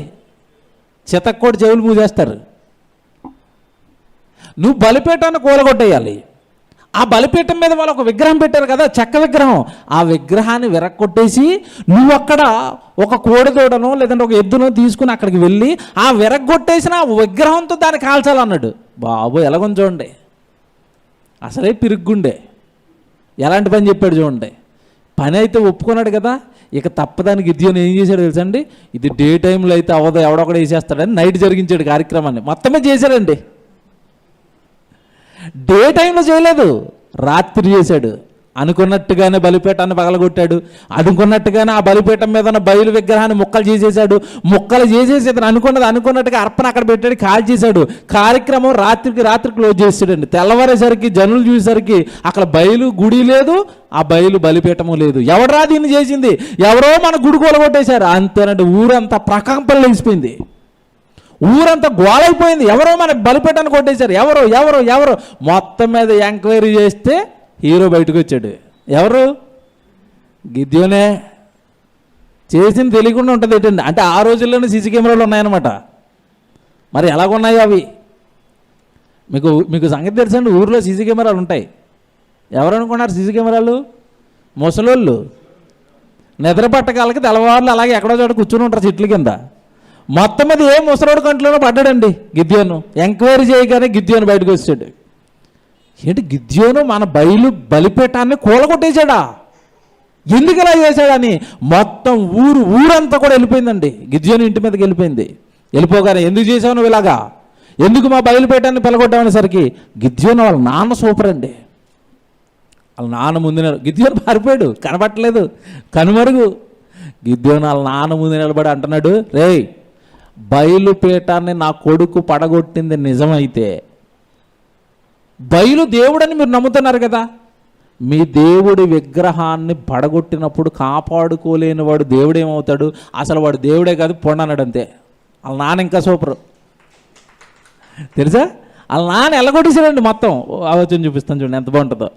మీరు ఇలా చదువుకుంటూ వచ్చేస్తే 6వ అధ్యాయము 46 చూడండి. 46 ఒక్క నిమిషం చెప్తాను. 6వ అధ్యాయము 31. యోవాషు తనకు ఎదురుగా నిలిచిన వారందరితో 6:31, న్యాయాధిపతులు 6:31. యోవాషు తన ఎదురుగా నిలిచిన వారందరితో, మీరు బయలు పక్షముగా వాదింతురా, మీరు వానిని రక్షించుదురా. చూసారు ఎలా మాట్లాడుతున్నాడు? ఎవరు? మీరు ఆయన రక్షించడానికి వచ్చారా? అతని పక్షాన వాదించడానికి మీరు వచ్చారా? చూడండి, చదవండి. మీరు వానిని రక్షించుదురా, వాని పక్షముగా వాదించువాడు ఈ ప్రొద్దుననే చావవలెను. ఎవడో వాని బలిపీఠము విరగొట్టెను గనుక వాడు దేవత అయినందున తన పక్షముగా తానే వాదించవచ్చును. చూసారా? దేవుడైతే కూలగొడుతుండే ఏం చేస్తున్నాడు బాయ్? ఎలాగని చూడండి ఈయన మాటలు. తర్వాత చూడండి, వాదించవచ్చును. 32, ఒకడు తన బలిపీఠమును విరగొట్టినందున అతనితో బయలు వాదించుకొననిమ్మని చెప్పి ఆ దినమున అతనికి ఎరుబయలని పేరు పెట్టాను. పేరు మార్చడం దెబ్బకి పేరు మార్చేశాడు. ఏంటి బయలు తన పక్షాన తానే వాదించుకుంటాడు. వాడు దేవత అయితే దేవుడైతే విరగొట్టిన వాళ్ళకి అతనే శిక్ష వేసుకుంటాడు. ఈ రోజు నుంచి వాడి పేరు మార్చేస్తున్నాను, ఇప్పటి నుంచి బయలు కాదు ఎరుబ్ బయలు అన్నాడంటే. అంటే అర్థం ఏంటంటే వాడి పక్షాన వాడే వాదించుకుంటాడు. ఆడి కొత్త పేరు పండు మీరు అన్నాడు. ఎంత ఎంత శూరుడండి నిజంగా వాళ్ళ నాన్న. ఇది అయిపోయింది, కథ అయిపోయిందండి. మొత్తం మీద చిన్నగా సీన్లోకి వస్తున్నాడు కానీ గిద్యోను భయం. వెనకనకుండి దేవుడు పని చేస్తున్నాడు. దేవుని పిల్లరా, దేవుడు మన పక్షాన ఉన్నప్పుడు భయపడవలసిన అవసరత లేదు. ఎవరేం చేస్తారండి? ప్రాణం తీస్తారా? పోని ప్రాణం తీస్తే ఆ ప్రాణాన్ని విడిచిపెట్టే దేవుడా మన దేవుడు? ప్రాణం పోయిందండి దేవుడు పనిలో, ఎక్కడ పోతాం? నరకానికి వెళ్ళిపోతామా? విశ్రాంతి, హ్యాపీ. అబ్రహాం గారు, దావీదు గారు, అబ్బో పెద్ద విందు, పరదేశు, విందులోకి వెళ్ళిపోతాం. అందుకే ఎవడో భయపడతాం భూమి మీద? దేవుడు పక్షాన ఉండగా భయపడవలసిన అవసరత లేదు. కానీ గిద్యోను ఒప్పుకున్నాడు, నెమ్మదిగా వస్తున్నాడు. వచ్చిన మొత్తం మీదండి బలిపీఠాన్ని విరగొట్టేసాడండి. తర్వాత ఇక చివరికి యుద్ధానికి సిద్ధమవ్వాలి. ఇక ఈ మిద్యానీయులు, అమ్మోనీయులు మొత్తం అండి, అమాలేకీయులు వీళ్ళ ఇశ్రాయేలీయుల యొక్క పట్టణాన్ని మొత్తం చుట్టుముట్టేశారు. చుట్టుముట్టేసిన తర్వాత ఇక మొత్తం మీద మిద్యానీయులు కొట్టాలనుకున్నప్పుడు ఇంత చెప్పాడు, గిద్యోనుతో చెప్పాడు, నాయన నీ జనంగా అందరితో నువ్వు మనుషులను సిద్ధం చేసుకో, మిద్యానీయులు మీకు అప్పగించబోతున్నాను అనగానే పాపం మా గిద్యోను అందరినీ సిద్ధం చేసుకున్నాడు. సిద్ధం చేసుకునేసరికండి వేలలో వచ్చేసారు యుద్ధానికి. ఇది జాగ్రత్తగా, ఈ బిట్టు మీరు జాగ్రత్తగా వినాలి, రాసుకోవాలి. ఇతనితో యుద్ధం చేయడానికి గిద్యోనుతో పాటు మేము కూడా సైన్యంలో ఉంటామని చెప్పి మాటిచ్చి ముందుకొచ్చిన వాళ్ళు వేలల్లో ఉన్నారండి. ఈ 1000 మంది గిద్యోనుతో వెనకాల ఉండగానే దేవుడికి ఒక ఆలోచన వచ్చింది. ఏంటో తెలుసా? ఇశ్రాయేల్ అసలే మంచోళ్ళు కాదు. ఈ 1000 మందితో యుద్ధం చేసి గెలిచారనుకోండి, ఇశ్రాయేల్కి ఎలాంటి ఫీలింగ్ వస్తుందంటే, అక్కడ దేవుడు అండి మేము అందరం వెళ్ళాం కనుక యుద్ధంలో గెలిచిపోయాం. ఇలాంటి దుర్మార్గులు వీళ్ళు అసలు దేవుడిని సరిగా నమ్మరు కదా. దేవుడికి ఆ డౌట్ వచ్చింది మళ్ళీ, నాయన గిద్యోను నువ్వు ఇన్ని 1000 మందిని వేసుకుని వెళ్ళి అక్కడ విజయం వచ్చిన తర్వాత వీళ్ళు ఎలా టర్న్ అయిపోతారంటే, ఇది దేవుడి విజయం ఏంటి, మేము 1000 మందిలో వెళ్ళాం కనుక మేము కొట్టేశాము, చంపేశాము, మా బాహుబలం, మా కండ్లు, మా పిక్కలు అంటారు వీళ్ళు అసలు మంచోళ్ళు కాదు ఇశ్రాయేలు కనుక నువ్వేం చెప్తావంటే వాళ్ళతో యుద్ధం మనస్ఫూర్తిగా ఎవడికి ఇష్టమో వాడిని రమ్మనండి, ఎవడైతే భయపడుతున్నాడో వాళ్ళని వెనక్కి వెళ్ళిపోమనండి అన్నాడు. దేవుడు యుద్ధం చేయమన్నాడు అనగానే ముందుకొచ్చిన వీళ్ళు ఎవడికి భయమో వెనక్కి వెళ్ళిపోండి అనగానే 1000 మంది వెనక్కి వెళ్ళిపోయారు. అంటే ఇక్కడ వీళ్ళు మనస్ఫూర్తిగా యుద్ధానికి వచ్చిన ధైర్యవంతులు కాదు. వాళ్ళు వెళ్తున్నారు, మనం వెళ్ళకపోతే ఎలాగా, ఏమని అనుకుంటారేమో, ఆ ఇంటోళ్ళు వెళ్ళారు, మా ఇంట్లో మనం వెళ్ళకపోతే మా ఇంటోళ్ళని ఏమని అనుకుంటారేమో, అంతే కదండి. దేవుడికి ముందుకు వచ్చేటప్పుడు కూడా చాలామంది ఇలాగే వస్తారు, వాళ్ళు ఇస్తున్నారు మనం ఇవ్వకపోతే ఏమని అనుకుంటారేమో, అంటే మనస్ఫూర్తిగా ఇవ్వట్లేదు. ఇలా చేయకూడదు ఎప్పుడు పని, దేవుడు పని. అలాంటి వాళ్ళు ఈ కేటగిరీ. వాళ్ళు దేవుడు ముందుగానే గమనించాడు, నాయన ఆ బ్యాచ్ మొత్తాన్ని పొమ్మని వెనక్కి అన్నాడు. అంతే, 1000 మంది నాకు వద్దు, యుద్ధానికి నా పవర్ ఏంటో చూపించబోయే రోజులు. ఒక బలహీనుడు ఒక భయస్థుడిని ముందు పెట్టి యుద్ధం గెలిచే రోజులు ఇవి. జాగ్రత్తగా వినండి, యుద్ధం మామూలుగా ఉండదు. మళ్ళీ ఇది మామూలు యుద్ధం కాదు, జరిగిస్తా. ఒక వచనం చదివిస్తాను, వీళ్ళొద్దు నాకు వెనక్కి వెళ్ళిపోమని చెప్తున్నాడు. చూడండి 7వ అధ్యాయానికి మీరు రండి. 7వ అధ్యాయము 3వ వచనం. 7వ అధ్యాయము 2-3 వచనం, 2వ వచనం కూడా చదువుదాం. యెహోవా నీతోనున్న జనులు ఎక్కువ మంది, నేను వారి చేతికి మిద్యానీయులను అప్పగింప తగదు. ఇశ్రాయేలీయులు నా బాహుబలము నాకు రక్షణ కలగజేసిన అనుకొని నా మీద చెంచురేమో. చూసారా, మేము మా కండ్లతో గెలిచేసామండి, మా బలం అండి, మా శక్తి అండి అని నా మీద తిరగబడతారు. వీళ్ళు అసలు మంచోళ్ళు కాదు వీళ్ళు. కనుక నువ్వు ఇప్పుడు ఏం చెప్పాలి వాళ్ళకి? ఏం చెప్పాలి? 3వ వచనం చూడండి. కాబట్టి నీవు ఎవడు భయపడి వణుకుచున్నాడో వాడు త్వరపడి గిలాదు కొండ విడిచి తిరిగి వెళ్ళవలనని జనులు వినట్లుగా ప్రకటించమని గిద్యోనుతో సెలవిచ్చాను. అప్పుడు జనులలో నుండి 20,000 మంది బ్యాకప్. ఎంత? ఇదేంటండి ఇది? 22,000 మంది వెనక్క. ఇదేంటిది అంటే చెయ్యాలని ఎంతమందికి ఉన్న యుద్ధం జాగ్రత్త మరి చూసుకోండి అనేసరికి బాబు మాకెందుకు యుద్ధాలు చూసారా. దేవుడి పనిలో నమ్మకం లేని వ్యక్తుల జాబితాలోకి వెళ్ళిపోయారండి. యుద్ధం దేవుడు వెళ్ళమన్నప్పుడు వచ్చి మధ్యలో భయం ఏంటి, మధ్యలో యూటర్న్లు ఏంటి, యూటర్న్ తీసుకున్నారు వీళ్ళు వెనక్కి. బైబిల్ ఒక మాట ఉంటుంది, లోకాసు వార్త 9వ అధ్యాయము 62వ వచనం చదవండి. ఇక్కడ చేపెట్టండి, మళ్ళీ ఇక్కడికి రావాలి. లోకాసు వార్త 9వ అధ్యాయము 62వ వచనం చూడండి. యేసు నాగటి మీద చెయ్యి పెట్టి మళ్ళా వెనక తట్టు చూచువాడు అసలు దేవుడు రాజ్యానికి పాత్రుడే కాడు. అంటే వంశను దేవుడు పనికి కమిట్ అయిన తర్వాత వెనక్కి తిరిగి చూసావా, అసలు నువ్వు దేవుడు రాజ్యానికే రావు. వీళ్ళు యుద్ధానికి వెళ్తామని ముందుకొచ్చి మాటిచ్చి యూటర్న్ తీసుకుంటున్నారు. ఎంతమంది యూటర్న్ తీసుకుంటున్న వాళ్ళు ఒకలా ఇద్దరా? మీరు అంకి జ్ఞాపకం పెట్టుకోవాలి చివరి వరకు. ఈ అంకి ఎంత చెప్పండి. అంటే ఇప్పుడు వెనక్కి పోయే వాళ్ళు ఎక్కువ, ముందుకు వచ్చేవాళ్ళు తక్కువ. దేవుడి పని విషయంలో, దేవుడి యుద్ధం విషయంలో, దేవుడి కార్యక్రమాల విషయంలో వెనక్కి పోయే సంఖ్య ఎక్కువ ఉంటుంది. ఎప్పుడు వెనక్కి లాగుతూ ఉంటారు వాళ్ళు, వెనక్కి పోతూ ఉంటారు వాళ్ళు. వాళ్ళతో పాటు నువ్వు పోతావా? వాళ్ళతో పాటు నువ్వు వెనకైపోతావా? ఇక్కడ దేవుడు గమనించడండి, వీళ్ళు హార్ట్ఫుల్గా రాలేదు. ఏదో ఆడొస్తున్నాడు ఈడొస్తున్నాడని ఓ మంద వచ్చేసింది, వీళ్ళు వేస్ట్. ఒకవేళ వెళ్ళిన యుద్ధం మా వాళ్ళకి గెలిచామంటారు, అసలు మంచోళ్ళు కదా, వాళ్ళందరూ వెనకెళ్ళిపోమనంటే తోసేస్తున్నాడు. దేవుడు పనిలో నుండి తోసేస్తున్నాడు వెనక్కి. దేవుడే తోసేస్తున్నాడు ఇక్కడ. వాళ్ళ మనసులు నాకు నచ్చలేదు, మంచి మనసులతో రాలేదు వాళ్ళు. మా బాహుబలంతో రక్షించుకున్నామన్న ఫీలింగ్తో ఉన్నారు వాళ్ళు, ఏదో ఓన్ ఫీలింగ్లో ఉన్నారు. దేవుడు అన్న ఆశ లేదు వాళ్ళకి. నేను దేవుడి వలన చేశాను, దేవుడి వలన చేయబడుతున్నాను, దేవుడి వలన నడపబడుతున్నాను, దేవుడే సర్వస్వం నన్ను నడిపిస్తున్నాడు అన్న భక్తి లేని వాళ్ళు. అలాంటి వాళ్ళు నా యుద్ధానికి నా పనికి వద్దు, పొమ్మను వెనక్కి. స్వప్రయోజనాలు, సొంత కీర్తి కోరుకున్న ప్రతి ఒక్కడిని తోసేస్తాడు దేవుడు పనిలో నుండి, తోసాడు. వెళ్ళొద్దు. మిగిలింది మళ్ళా వేలల్లోనే మిగిలారు. దేవుడికి ఎందుకోనండి 1000 మంది మీద కూడా మనసు లేదు. ఇంతమంది వేస్ట్ నాయన. మళ్ళా నేను ఒక పరీక్ష పెడతాను నీకు. ఏంటో తెలుసా పరీక్ష? ఇప్పుడు మిగిలిపోయిన వీళ్ళందరినీ కూడా ఒక చెరువు దగ్గరికి తీసుకెళ్ళు, ఒక నది దగ్గరికి తీసుకెళ్ళి నీళ్లు తాగమని చెప్పు. నీళ్లు కుక్క తాగినట్టుగా గతుకుతూ నీళ్లు తాగిన వాడు యుద్ధానికి రావాలి. పడుకుండి బోర్లా పడిపోయి మోహాల మీద పొట్ట నేల కానించేసి ఎవడైతే నీళ్లు తాగుతాడో వీళ్ళందరూ వేస్ట్ పోలీసు ఇంటికి వెళ్ళిపోమని అన్నాడు అంతే. ఇదేంటిది అంటే యుద్ధం చేయాలనుకున్నప్పుడు యుద్ధం చేసేవాడికి సరైన శక్తి కావాలి, బలం కావాలి.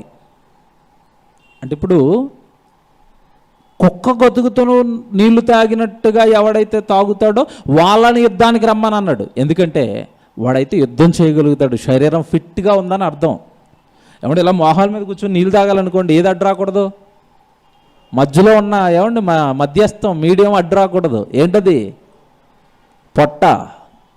అది అడ్డొస్తుంటే ఇంక నీళ్ళు ఎక్కడ తాగుతాడు? చేతులు అందవు నదికి. అప్పుడు ఏం చేయాలా? ఇలా ఎల్లత్తరగా పడుకుని నీళ్ళు తాగాల. అలా ఎవడైతే పొట్ట మీద పడుకుని నీళ్ళు తాగుతాడో వాళ్ళందరినీ వెనకెళ్ళిపోమని అన్నాడు అంతే. అలా వద్దు నాకు. కుక్క తాగుతున్నట్టుగా, కుక్క ఎలా తాగుతుంది? అలా నిలబడి నాలుగు ఇలా తాగుతుంది కదా, అలా ఎవరైతే నిలబడి చేతులతో నీళ్ళు తీసుకుని తాగుతున్నారో వాళ్ళ ఫిట్టు, వాళ్ళని రమ్మను, మిగతా వాళ్ళందరిని వెనక్కి వెళ్ళిపోమని. చూడండి అది ఎంత బాగుంటుంది చూడండి. కింద అంటే యుద్ధానికి సిద్ధం చేస్తున్నప్పుడు సైన్యానికి పెడుతున్న ఏమంటే రూల్స్ ఇవి. ఎన్నో వచ్చినండి చదవండి.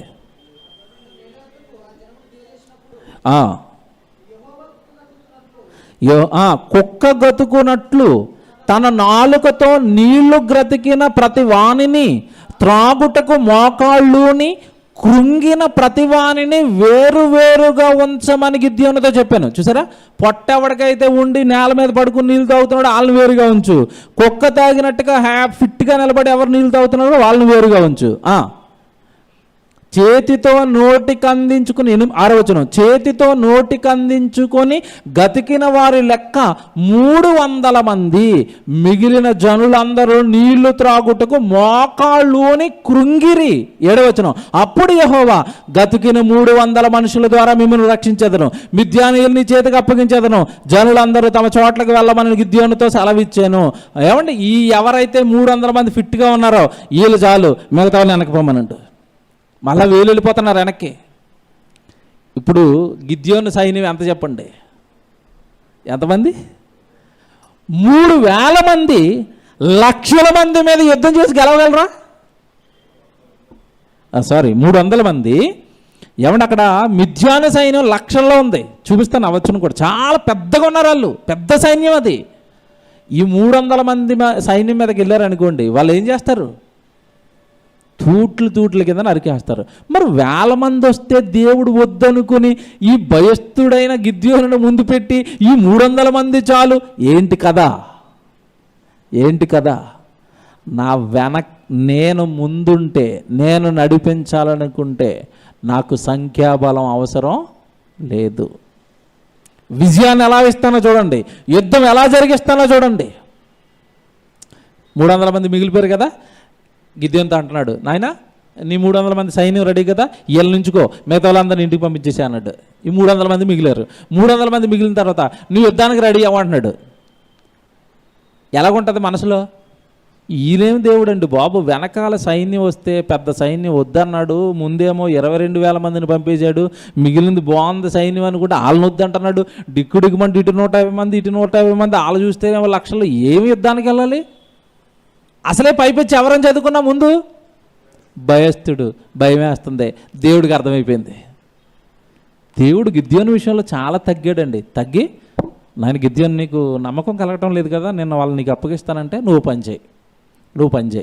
నువ్వేం చేస్తావంటే, నీకు ఎలాగో భయం నాకు తెలుసు, నువ్వు అక్కడికి వెళ్ళలేవు, ఇంకొక అతన్ని తోడు పెట్టుకో, మీరిద్దరూ వెళ్ళండి.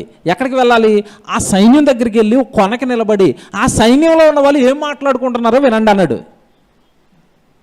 నీకు ఎలాగ భయం, నువ్వు అక్కడికి వెళ్ళవు నాకు తెలుసు, ఇంకొకరిని తోడెట్టుకో, ఇద్దరు కలిసి వెళ్ళి ఆ మీ విరోధులు ఉన్నారు కదా, సైన్యం ఉంది కదా, అక్కడికి వెళ్ళాలి, ఏం మాట్లాడుకుంటున్నారో విను చాలంతే అన్నాడు. ఒక్కడు వెళ్ళండి, ఇంకొక అతను తోడు తెచ్చుకున్నాడు. ఇద్దరు వెళ్ళి అలా చెవేశారు. వీళ్ళు ఏం మాట్లాడుకుంటున్నారు సైన్యం అనేసరికి, వాళ్ళు ఏం మాట్లాడుకుంటున్నారు అక్కడంటే, ఒరే మనకు ఒక రాత్రి నాకు ఒక కళ వచ్చింది. ఇద్దరు సైన్యంలో ఉన్న వాళ్ళు మాట్లాడుకుంటున్నారు. కళ ఏంటి? ఒక రొట్టొచ్చి పెద్దగా ఉన్న మన సైన్యశాల, మన గుడారాన్ని కూల్చేసిందిరా. ఆ కలభావం ఏంటని నేను ఆలోచిస్తుంటే దేవుడు నాకు చెప్పాడు. ఏంటో కదా కలభావం, ఆల్రెడీ ఇశ్రాయేలులో గిద్యోను అని ఒక అతను నిలబెట్టాడంట, అతని కత్తికి యెహోవా మనలందరినీ అప్పగించబోతున్నాడంట, మొత్తం మీద మనం చచ్చిపోతాంరా అని ఫిక్స్ అయిపోయారు ఆల్రెడీ వాళ్ళు. శత్రు సైన్యం ఆల్రెడీ ఫిక్స్ అయింది. నీకు నమ్మకం కలగట్లేదు నాయన, ఆల్రెడీ వాళ్ళకి తెలిసి విషయం. ఒకసారి చెవేయి అన్నాడు, ఇలాగ చెవెట్టాడండి. ఆ వెంటన్నది వినేశాడు, ఆశ్చర్యపోయాడు. దేవుడికి మహిమ, దేవుడికి స్తోత్రం అంటున్నాడు. అప్పుడు గిద్యోను అనేసండి తిరిగి వచ్చాడు. తిరిగి వచ్చి, సైన్యమా, ఎంత సైన్యం? 300 మంది. కత్తులు కడారులు ఇస్తే ఎక్కడవుతుంది యుద్ధం? 300 మంది. మీరు ఏం తీసుకుంటారో తెలుసా? కత్తులొద్దు, డాళ్ళొద్దు, ఏమంటే బాణాలొద్దు, బాంబులొద్దు, ఏమీ వద్దు. ఒక బోర తీసుకోండి, ఒక కొండ తీసుకోండి. యుద్ధానికి ఏం తీసుకోవాలి? ఒక బోర, ఒక కొండ. ఇదే యుద్ధం, ఇదే యుద్ధ సామాగ్రి. పదండి యుద్ధానికి అన్నాడు. ఏం చేయాలి ప్రభు? కొండతోని బోరతోని యుద్ధం? మీరు ఏం చేయొద్దు, అంతా జరిగించేది నేనే. ఒక భయస్థుడిని ముందు పెట్టి 1000 మంది, లక్షల మంది సైన్యాన్ని తిరిగి పరుగులు పెట్టించాడు దేవుడు. పరుగులు పెట్టించాడండి. వెళ్ళిపోయారు. వెళ్ళిపోయిన తర్వాత ఏం చెప్పాడు తెలుసా? మీరు ఆ సైన్యానికి సమీపంగా వెళ్ళండి. సమీపంగా వెళ్ళి ఒక స్లోగన్ మీరు పాడుతూ వెళ్ళాలి. ఆ సైన్యం చుట్టూ ఒక స్లోగన్ పాడాలి. మీరు ఏం పాడాలి? వచనం చూడండి. ఏమండి వచనం చూడండి. 7వ అధ్యాయము, ఏమండి 7వ అధ్యాయానికి వచ్చారు కదా, 13వ వచనం ఒకసారి చూద్దామా? 7వ అధ్యాయం 13 ఒకసారి చూడండి. 7వ అధ్యాయం 13వ వచనం. గిద్యోను వచ్చినప్పుడు ఒకడు తన కనిన కలను తన చెలికానికి వివరించుచుండెను. ఎట్లనగా, నేను ఒక కలగంటిని, అదేమనగా ఎవల రొట్టె ఒకటి మిథ్యానీయులు దండులోనికి దొర్లి ఒక గుడారమునికి వచ్చి దాన్ని పడగొట్టి తలక్రిందులు చేసినప్పుడు ఆ గుడారము పడిపోయినని చెప్పాను. 14 వచ్చును. అందుకు వాని చెలికాడు, అది ఇశ్రాయేలీయుడైన యోవాషు కుమారుడగు గిద్యోను ఖడ్గమే కానీ మరేమీ కాదు. దేవుడు మిథ్యానీయులను ఈ దొండంతటిని అతని చేతికి అప్పగింపబోచున్నాడని ఉత్తరం ఇచ్చాను. ఎవరు మాట్లాడుకున్నారు? ఇది సైన్యంలో ఉన్నవాడు ఒకడు మాట్లాడుకున్నాడు, మన పని అయిపోయిందిరా, ఎవరో గిద్యోను లేపాడంట అవతల సైన్యంలో, అతని చేతికి మన అందరినీ దేవుడు అప్పగించబోతున్నాడు. 16 వచనం, ఆ 300 మందిని 3 గుంపులుగా చేసి, చూడండి ఇక్కడ 16 వచనంలో గిద్యోను రెడీ అయిపోయాడు యుద్ధానికి. ఆ 300 మందిని 3 గుంపులుగా చేసి బోరను వట్టి కొండను ఆ కొండలలో దివిటీలను ప్రతి వాని చేతికిచ్చి వారితో ఇట్లనను, నన్ను చూచి నేను చేయునట్లు చేయుడి. 17 వచనం, ఏం చేయాలి? ఇదిగో నేను వారి దండులకు కొట్టు కొనకు పోవుచున్నాను, నేను చేయనట్లు మీరును చేయవలను. నేనును నాతో ఉన్న వారందరూ బోరలు ఊదునప్పుడు మీరును దండపాలెం అంతటి చుట్టూ బోరలను ఊదుచు యెహోవాకును గిద్యోనుకు విజయము అను కేకలు వేయవలని చెప్పాను. ఈ 300 మందిని 3 పార్టీలు చేశాడండి. 100 100 100. మీ ముగ్గురు బోర్లు అట్టుకెళ్ళిపోండి, కొండలు పట్టుకెళ్ళండి. మీరు ఏమనద్దు. ఏమనాలి? యెహోవాకు విజయము, గిద్యోనుకు విజయం అని జస్ట్ మీరు కేకలు వేయండి, కేకలు వేయండి.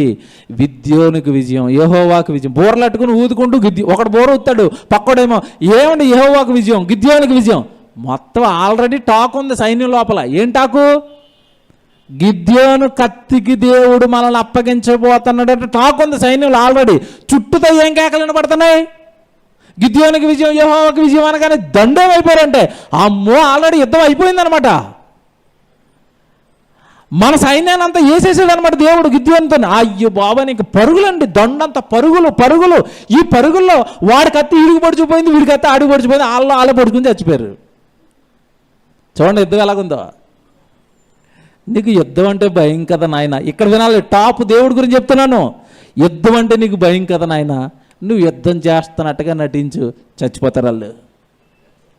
నీ వెనక నేనున్నాను కదా, నీ వెనక నేనున్నాను కదా, నీకు భయస్తుడు, నీకు భయం, నా కొడుకు కదా, నీ భయం నాకు తెలుసు కదా, నీకెందుకు కత్తులు డాళ్ళు? జస్ట్ బోరవుది, కొండ పగలగొట్టు, పరుగులు పెట్టుతాను. ఎలాగుంది? ఎంత ఇన్స్పైర్ అవ్వాలండి ఈ జీవితాన్ని బట్టి మనం. భయాలా? దేవుడు పని చేయడానికి భయమా? ఏమేమో నేను లాగేస్తున్నాయా? ఒక్కసారి గిద్యోను ఊహించుకో, నిలబడు. నీ బలహీనతలను బలంగా మారుస్తాడు. నువ్వేది బలహీనత అనుకుంటున్నావో ఆ బలహీనతను కనుమరుగు చేసి నీకు విజయాన్ని ఇవ్వడానికి దేవుడు రెడీ. దేవుడు సిద్ధంగా ఉన్నాడు. మనమే ఇవ్వం. మన బలహీనతలు చెప్తున్నాం, మన స్టోరీలు చెప్తున్నాం, మన కథలు చెప్తున్నాం, మన పాపాలు చెప్తున్నాం, మన నీచపు కార్యాలు చెప్తున్నాం. వద్దొద్దు, ఆ బలహీనతలు అన్నీ దేవుడికి తెలుసు. నీ స్టోరీలు దేవుడికి చెప్పకు. నీకు ఏదో బలం ఉంది, దాన్ని బయటికి తీ, వాడు దాన్ని దేవుడికి. ఏమంటే ఇక్కడ బలాఢ్యుడు అదొక్కటే గిద్యోను బలం అనుకోకండి. గిద్యోనుకు దైవ భయం ఉంది. గిద్యోనుకు దేవుడు పితరులకు చేసిన కార్యాలన్నీ వినున్నాడు. దానిని చేయుటకు దేవుడు శక్తిమంతుడు అన్న నమ్మకం గిద్యోనుకు ఉంది. అది మాత్రం ఉంచండి మీరు చాలు. నేను నిలబడితే నన్ను వాడుకోవడానికి నా దేవుడు శక్తిమంతుడు అన్నది ఒక్కటి ఉంచండి చాలు. వాడుకుంటాడండి, లేపుతాడండి. దేవుని పిల్లరా, ఎంత ఇన్స్పైరబుల్ లైఫ్ అండి గిద్యోనుది. యుద్ధం చేశాడా? యుద్ధం లేదు, ఏమీ లేదు. ఎక్కడోడు అక్కడికి పరుగులు. మిథ్యానీయులు పొడుచుకుని చచ్చిపోయారండి. పరిగెడుతున్నారు పరిగెడుతున్నారు పరిగెడుతున్నారు. వెనకాల ఈ 300 మంది ఒకటే కేకలు, గిద్యోనికి జయము, యెహోవాకు జయం అనేసరికి వాళ్ళు ఇంకా పరిగెడుతున్నారు. వాళ్ళు పరుగులు పెట్టింది సైన్యం అంతా. ఎలాగుంది స్టోరీ?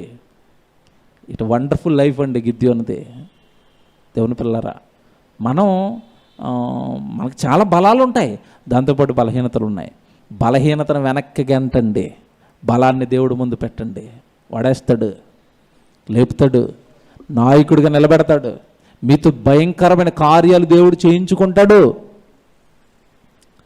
ఏమండి, నేను నమ్మానండి, ఒరిజినల్గా చెప్తాను ప్రతిసారి దేవుడి సన్నిధిలో ఒరిజినల్ నేను నమ్మాను. దీన్ని బలహీనును హైదరాబాద్లో బ్రతకడానికి వచ్చి ఇక్కడ సేవ జరిగించడం, ఇక్కడ నిలబడతా, ఉద్యోగం లేకపోతే అలా ఎన్నో భయాలు ఒకప్పుడు మనుషుల ద్వారా నన్ను వెంటాడే చీల్చేశానంట. నిలబడతాం, దేవుడు నిలబెడతాడు, దేవుడు నడిపిస్తాడు, దేవుడు వాడతాడు. జీవితాన్ని ఇవ్వండి అంతే, అలా జీవితాన్ని ఇవ్వండి. గిద్యోని జీవితాన్ని చూడండి. మీకు ఏమైనా భయాలు భయపెడుతున్నాయా? అది ఎలాగా దేవుడి దగ్గరికి వెళ్ళిపోతే, ఇది ఎలాగా దేవుడికి అర్జీ చేస్తా, ఇది ఎలాగా, ఏవేవో మీ కాల్కులేషన్స్ ఉన్నాయి కదా, వాటన్నిటిని పక్కకు పెట్టి ఇచ్చేయండి దేవుడికి జీవితాన్ని. చూడండి, లైఫ్ చూడండి. తర్వాత ఆ డేర్గా స్టెప్ వేయక మునిపే, వన్స్ స్టెప్ వేసిన తర్వాత నీ బలహీనతలు దేవుడికి తెలిసి వాటిని పక్కకు పెట్టి ఆ బలహీనతల్లో నువ్వు ఎలా జయించాలో దేవుడే నీకు మార్గాన్ని ఏర్పాటు చేస్తాడు. గిద్యోనికి యుద్ధం రాదు, గిద్యోను బలం ఉంది కానీ భయస్తుడు. వద్దునైనా నువ్వు యుద్ధం చేయొద్దు, బోరవద్దు, చాలు యుద్ధం అయిపోద్ది. ఎలాగుంది దేవుని పిల్లలారా?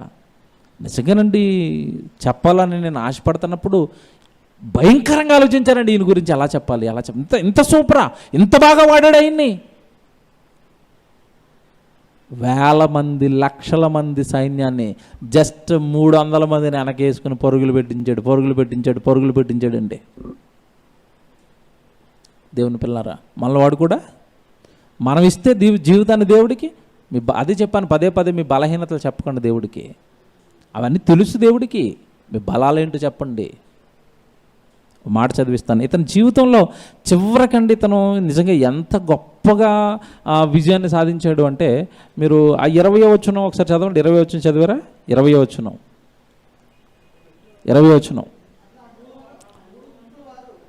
20వ వచనం చూడండి. అట్లు 3 గుంపుల వారు బోరలను ఊదుచు ఆ కుండలను పగలగొట్టి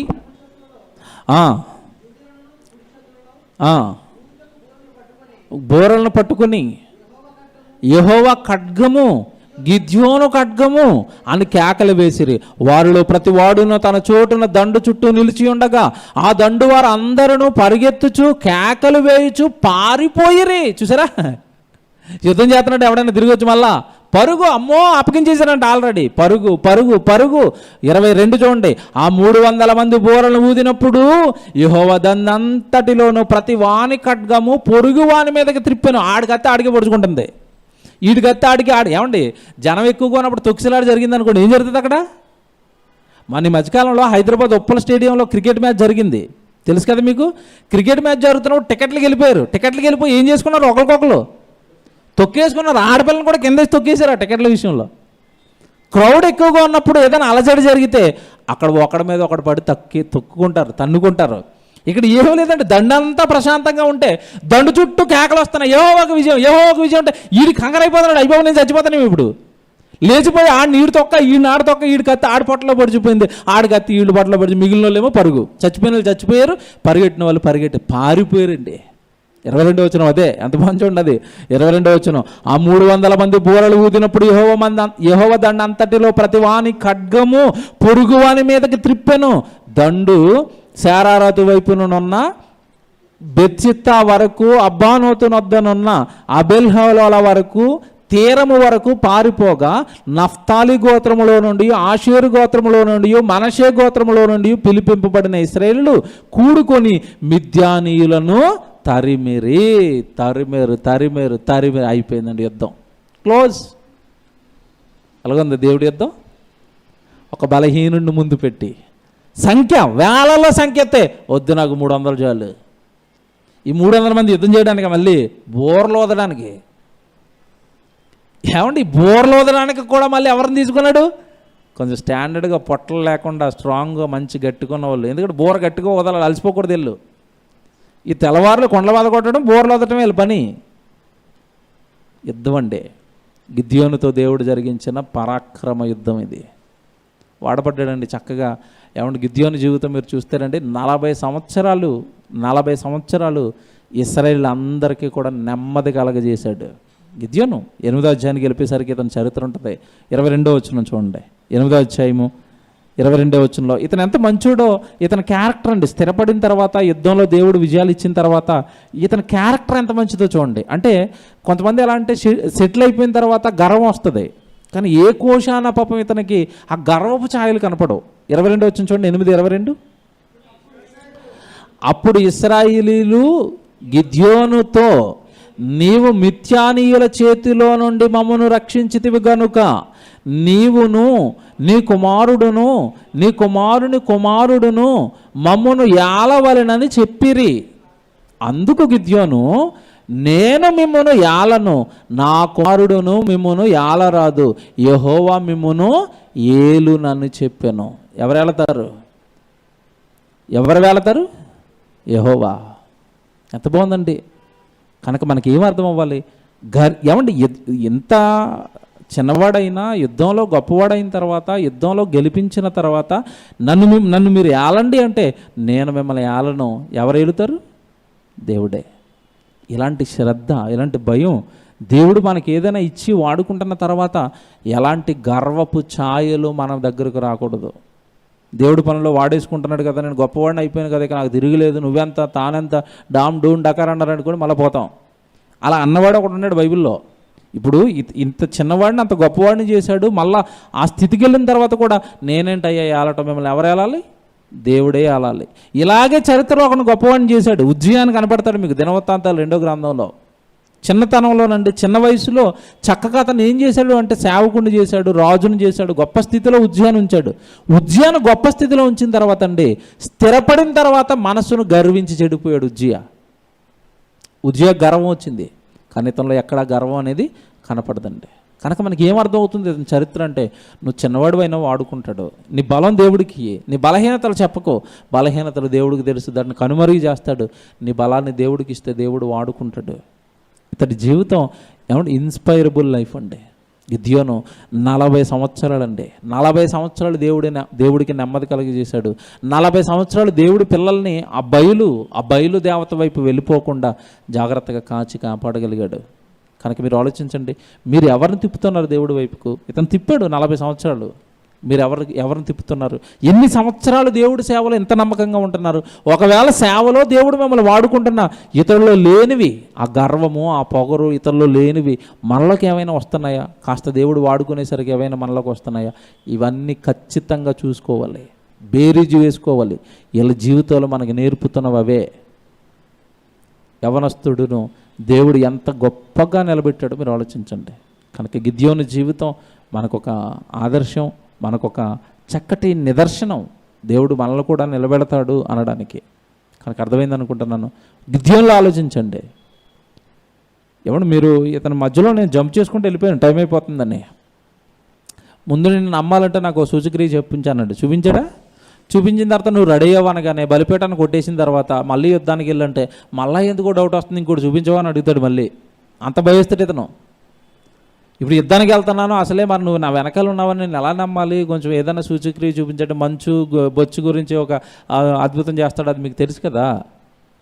అంటే కొడుకులో ఉన్న భయాన్ని గమనించిన దేవుడు, బలహీనతను గమనించిన దేవుడు తానే తగ్గి బలపరుచుకుంటూ గిద్యోను ముందు పెట్టుకుంటూ వాడుకున్నాడు.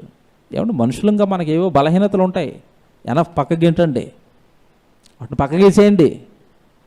బలాన్ని మాత్రం చూడండి, నేను దేవుడి కోసం ఎలా వాడబడతా. ఆ బలహీనతను అధిగమించే ప్రయత్నాలు చేయండి. బలహీనతలు ఉంటాయండి, లోపాలు ఉంటాయి, వాటిని సాకుగా దేవుడి పనికి చూపించకండి, దేవుడికి నచ్చరు. ఇక్కడ చూపిస్తున్న గిద్యోనును అవన్నీ తీసి నిలబెడుతున్నాడు దేవుడు. అవన్నీ సాకులుగా చూపించకండి, దేవుడి పనికి నచ్చరు దేవుడికి. కనుక దేవుని పిల్లలుగా ఈరోజు గిద్యోను జీవితం మనకి నేర్పుతున్న పాఠాలు ఇవే. కనుక ఆలోచిస్తారని, అర్థం చేసుకుంటారని, అలా గిద్యోనులో దేవుడి కొరకు మీరు నిలబడతారు అని మీకోసం ప్రార్థించుకుందాం.